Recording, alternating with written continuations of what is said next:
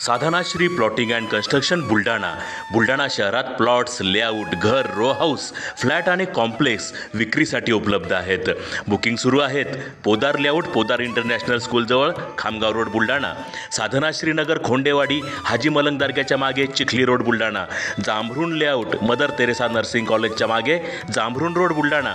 Shri Ramlalla Nagar, new Tomai English school road, Ayodhya नगरच्या उत्तरेला.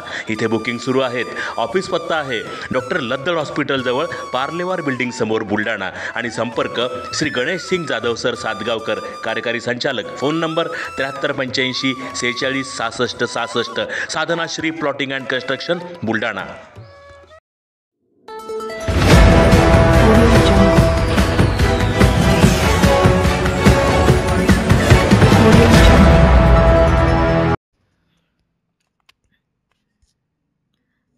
केस गळती पाठोपाठ बुलढाण्यात आढळला GBSचा दुसरा रुग्ण. देऊळगाव राजा तालुक्यातील 9 वर्षीय बालकाला झाली GBSची लागण. अकोला येथील शासकीय वैद्यकीय महाविद्यालयात उपचार सुरू. केस गळती व टक्कल आजाराचा धोका अजूनही टळला नसताना जिल्ह्यात आता GBSचा दुसरा रुग्ण आढळून आला आहे. यामुळे नागरिकांसह आरोग्य यंत्रणात खळबळ उडाली आहे. देऊळगाव राजा तालुक्यातील नारायणखेड येथील 9 वर्षीय बालकाला GBSची लागण झाली होती. त्याची प्रकृती उत्तम असून त्याला रुग्णालयातून रिचार्ज देण्यात आला आहे.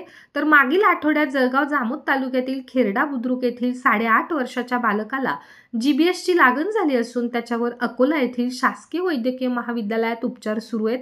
तर जिल्ह्यातील नागरिकांनी घाबरून जाण्याचे कारण नसून पण काही लक्षणे आढळून आल्यास ताबडतोब नजीकच्या दवाखान्यांमध्ये जाऊन उपचार करावेत, असे आवाहन जिल्हा आरोग्य अधिकारी डॉक्टर अमोल गीते यांनी केले आहे.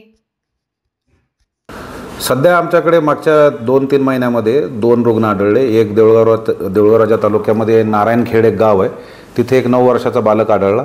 आणि या मागच्या 8 दिवसामध्ये खेरडा बुद्रुक गाव आहे जळगाव जामोद तालुक्यात. असे 2 रुग्ण आतापर्यंत गुलनबारी सिंड्रोमचे आपल्याला या जिल्ह्यामध्ये आढळले आहेत. सर, GBSचा रुग्ण जो आढळला त्याच्यावरती उपचार कुठे सुरू आहे? सध्या जो जळगाव जामोद तालुक्यातला खेरडा बुद्रुकचा जो पेशंट आहे त्याचे उपचार शासकीय वैद्यकीय महाविद्यालय अकोला येथे सुरू आहेत. त्याची परिस्थिती कशी आहे? परिस्थिती स्थिर आहे. लवकरच बरा होईल अशी अपेक्षा आहे. त्याच्यावर काय उपाययोजना जिल्ह्यामध्ये केल्या जातात आरोग्य विभागात? याच्यात गुलेनबारी सिंड्रोम हा ऑटो इम्युन डिसीज आहे. त्याच्यामुळे याच्यासाठी स्पेशल काही असं ड्राईव्ह घेण्याची आवश्यकता नाही आहे. ऑटो इम्युन डिसीज असल्यामुळे शक्यतोवर इन्फेक्शनपासून दूर राहावं आणि मेजर ट्रॉमा काही होईल. आता जर समजा मेजर सर्जरी करायची गरज पडली तर ते तर अवॉइड करता येणार नाही, पण मेजर ट्रॉमा होऊ नये आणि इन्फेक्शनपासून दूर राहावं हाच एक त्याच्यामध्ये पर्याय आहे. परंतु ओव्हरऑल असं म्हणता येणार नाही आपल्याला की प्रत्येक इन्फेक्शन झाल्यानंतर गुलेनबारी सिंड्रोम होतोच म्हणून. जिल्ह्यामध्ये काय आवाहन करणार लोकांना? घाबरून जाण्याची आवश्यकता नाही. गुलेनबारी सिंड्रोम हा कुठल्याही असं थेट सांगता येत नाही की कोणत्या व्हायरसनं किंवा संडास लागली म्हणून त्यांना होईलच किंवा सर्दी झाली म्हणून गुलेनबारी होईलच असं नाही आहे. गुलेनबारी ही इम्युनिटीची स्वतःच्याच शरीराच्या विरोधात झालेली ॲक्टिव्हिटी आहे. हा ऑटो इम्युन डिसीज आहे. याचं रिसर्च अजून बाकी आहे. साध्यासुध्या गोष्टीला घाबरून जाण्याची कुणीही काही आवश्यकता नाही. पण काही सिम्पटम्स जाणवले, थोडीशी कमजोरी जाणवली काही, तर ताबडतोब दवाखाना जवळ करावा. अंगावर दुखणं काढू नये.